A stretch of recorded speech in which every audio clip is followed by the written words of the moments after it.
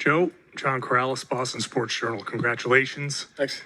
I guess, first of all, you've been so intense throughout this whole thing. What does it feel like to accomplish the goal? It feels good.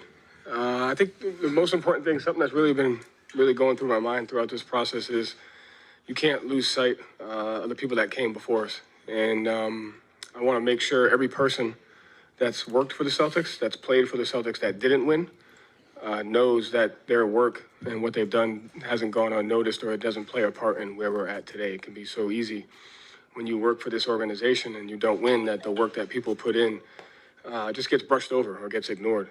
And when I first got here, the staff, Brad's coaching, the staff that they had, the foundation that they built with these guys when they were young, the foundation of what we have is one of the reasons why we're here today.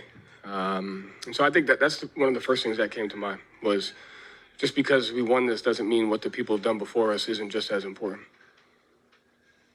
Fifth row on the left. It's been Fox Sports. The Payton shot, what did that mean for you guys as a team? And did you put him in specifically for that? Yes. Payton's one of the best competitors. He's one of my favorite people in the world. Just the way he competes, the professionalism, and just for his ability to take pride in stuff like that. He's really grown as a player this year to becoming a well-rounded player on both ends of the floor, and he won us games. And I think he won us moments. And as the playoffs go on, obviously sub-patterns change and things change, but those guys have to win moments of games for you, and Payton did that twice for us, and that is just as important as any other plays that happened throughout the series and in the playoffs alone. And, I got a huge heart for him. Standing on your left, Tim. Joe, so much of what you believe in is sort of sticking with what you guys do and consistently doing it over and over again. What has it meant to you to see your group do that throughout the course of the season and come back from the way last year ended and cap it off the way you guys have tonight? Yeah, it really starts with them. You can't have a philosophy or a way of playing if you don't have a group of guys that are willing to buy into it and willing to be disciplined for it. And quite honestly, this group of guys that's been through so much in the league, they know what it takes. And so it's more about that when you have a group of guys that have an understanding of what it takes using the experiences that you've been through. And that to me is more than anything. So it was a joy watching the guys just grow as a team throughout the year, but also really work at it. There's a group of guys in that locker room that decided they wanted to win on day one, and they worked at it every single day. And so credit to them. And what did it mean to you guys to have Kristaps fight to get on the court the way he did and give you guys the minutes he was able to? That was awesome. It's a huge credit to him. Like I said, I know he's been in and out in the playoffs, but he's worked his ass off trying to get into play as much as he could. And it just says about the team. Everyone's going to do whatever it takes to win. And even though he wasn't 100%, he said he wanted to play, and he knew he could give us something. And I thought the minutes that he gave us were valuable. So it just speaks to who he is, and it speaks to the locker room. We're going to go Jay, fourth row on the right.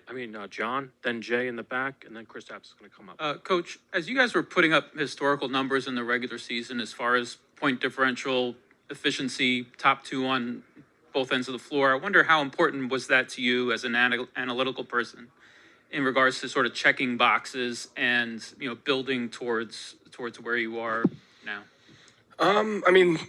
Those were actual numbers. We live in an expected world, so we didn't pay much attention to the actual numbers. But to me, it was just paying attention more to the process of what we were doing.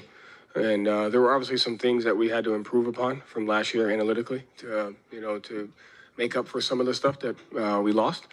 And the guys bought into that. So to me, it was just more of the process, to making sure we're playing the right way, making sure, we're attacking the game analytically in the right way, but also having the open-mindedness and the discipline to kind of do some of the other stuff. So I thought it was a good balance.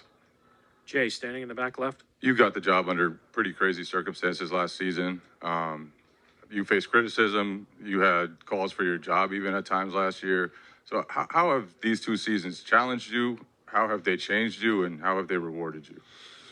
I feel like it's going to be like that for the rest of my career, as it should be. I think just having an understanding that praise and criticism are both just as dangerous if you don't handle them well. And I think we talked about that as a team this year. Winning is just as dangerous as losing if you don't handle it well. And I think our guys handled winning the right way by, whether we won or lost, we just moved on to the next game. So, and it's Boston. Like, we wouldn't want it any other way. And I think the ownership and the responsibility to give back to the franchise, give back to the city, give back to it, that's just part of it. And so I think, but you need it. Like, you need that. You need criticism. You need praise. You need expectations. All those things go into making who you are as a person, making who you are as people, as an organization. So just have an understanding that they're never going to go away. If someone tells you good job, that's just as dangerous as someone telling you suck. But you need both of them in order to get to where you want to get to. And there's no place I'd rather be. Thank you, Coach. Thanks. Porzingis will be right up.